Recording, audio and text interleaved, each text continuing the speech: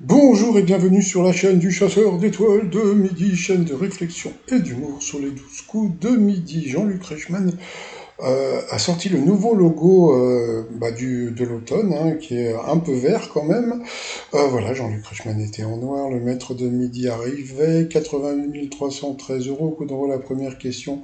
Quel est le pays natal du ténor Andrea Bocelli?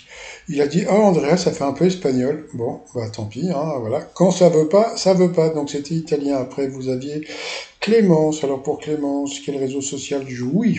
Il jouit de la plus mauvaise image aux yeux des Français. Donc c'était bien sûr TikTok. Ensuite, nous avions Maël qui était venu avec ses amis. Alors, que peut-on constater pour 68% des Français pardon, on recommence. Que peut-on constater pour 68% des vêtements du dressing des Français? Donc, eh bien, ils ne sont pas portés et pourtant c'est assez rigolo parce que moi, les deux, moi j'ai 80% de noir et je les porte pas. Bon, voilà, je suis tout le temps, non, je déconne. Ensuite, qu'est-ce que nous avons eu? Nous avons eu Martine, qui était là avec André. Alors, quelle star de la chanson s'associe à Sam Smith pour le duo vulgaire? C'était Madonna. Quel animal est le symbole de la connaissance et de la déesse Athéna? C'était la chouette. À l'origine, qui devait chanter le générique français de la série Dallas? Ça, c'est un truc qui est assez rigolo. On ne savait pas, c'était Joe Dassin et il est décédé à Tahiti et il est enterré à Los Angeles, hein. Quel élément a été supprimé sur la nouvelle autoroute de l'Allier A79? Je crois que c'était... je sais plus. Bon, c'est pas grave. Que fait-on spécialement dans un Fab Lab ou dans un Repair Café? Donc on fabrique et on répare. Et ensuite, quel pays a obtenu le prix de la meilleure destination verte du monde fin 2022? Donc ce n'est pas Costa Rica Zaraï, c'était le Chili Concarné. Sur cette mauvaise réponse, elle est passée au rouge. Qui dit rouge dit duel. Entre-temps, ils ont essayé de faire bon. Moi, j'y arrive bien, mais Mathias, il n'y arrive pas. Bon,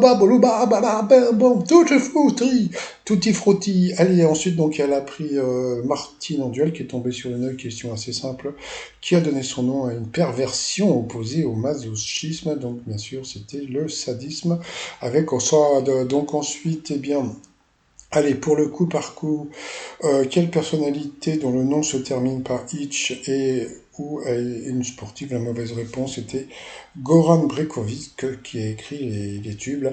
Non non non non non non non non. Non. Là, je crois que c'est la musique du temps des gitans qui était super belle. Quelle proposition est un titre de Michael Youn auquel on a changé un seul mot? Là, c'est le maître de midi qui s'est planté ce soir sans mon sac.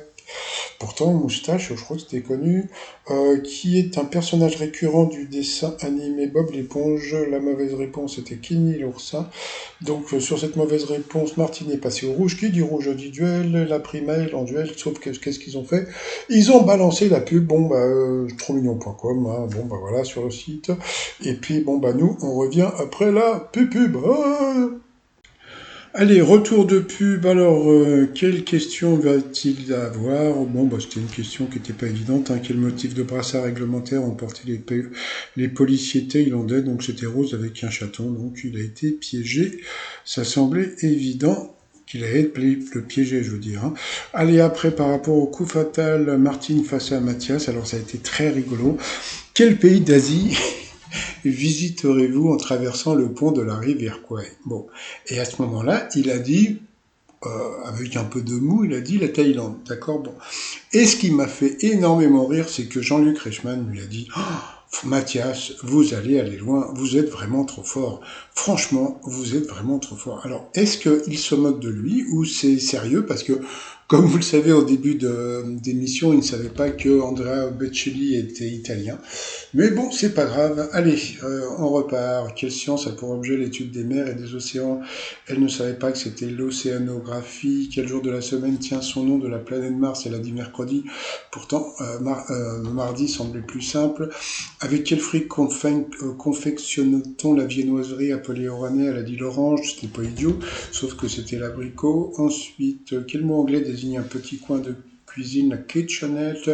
Quel hebdomadaire français a été créé par François Giroud? Elle a dit, donc non, c'est lui qui l'a dit.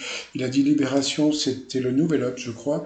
De quel prénom français Lorenzo est la forme italienne? Bah, oui, il a un problème avec l'Italie et l'Espagne, hein. Il a dit Lorenz, donc c'était juste Laurent. Quel poète a écrit le poème qui commence par Viens mon beau chat sur mon cœur amoureux? C'était Lamartine, je crois. De quelle substance osseuse les défenses d'éléphants sont-elles constituées? Donc l'ivoire est carré. Quelle est la ville la plus peuplée d'Écosse? C'est Édimbourg, je crois. Combien qu'obtient-on en faisant bouillir du sucre, du caramel? Dans quel pays se trouve le gigantesque stade Azteca? C'était le Mexique, bien sûr. Dans une chanson d'Étienne Dao, sur quelle étoile l'artiste rêve-t-il d'un duel au soleil? Elle n'a pas trouvé.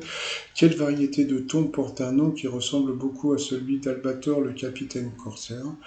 Le temps, je sais plus comment on dit, j'en jette souvent en plus, bon bah c'est pas grave. Voilà, donc bon bah de toute façon elle a été éliminée, et puis bon bah lui il est content, mais bon c'est pas grave. Allez, ensuite par rapport au coup de maître, qu'appelle-t-on une prise de bec? Donc c'était une querelle. Quel nom donne-t-on à une chute violente des bourses et des indices économiques, le crack? Quel médecin est le plus à même de vous diagnostiquer une cataracte, donc un ophtalmo? Quel terme désigne une personne d'une grande raideur psychologique psychorigide? Donc, tout ça semblait simple. Et puis après, il y a eu cette question. Donc c'est une question de bébé.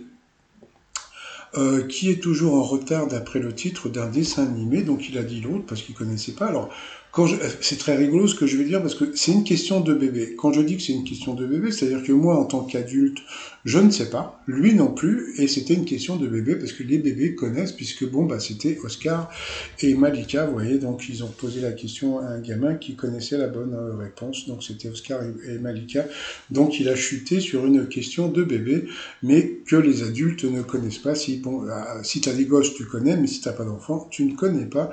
Donc voilà, au lieu de gagner 10 000, il a gagné que 1000 balles. Donc l'étoile mystérieuse